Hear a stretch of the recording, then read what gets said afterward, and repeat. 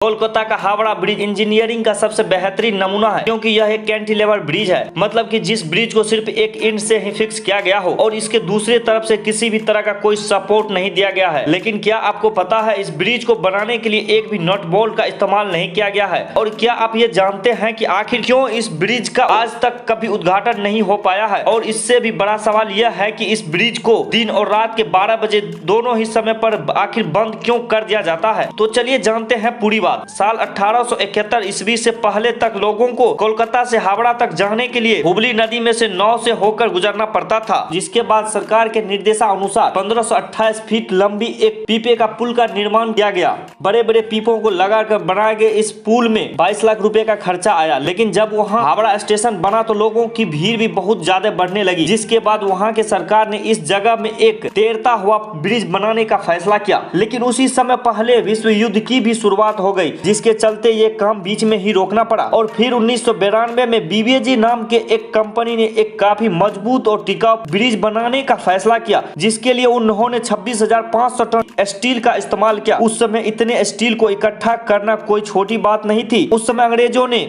उनके सामने एक बड़ी शर्त भी रखी कि इस ब्रिज को बनाने के लिए इसके नीचे कोई भी पिलर नहीं होना चाहिए, ताकि बड़े से बड़े जहाज भी इस ब्रिज के नीचे से आसानी से निकल सके। यही वजह है कि उन्होंने यहाँ पर एक कैंटिलीवर ब्रिज बनाकर तैयार किया।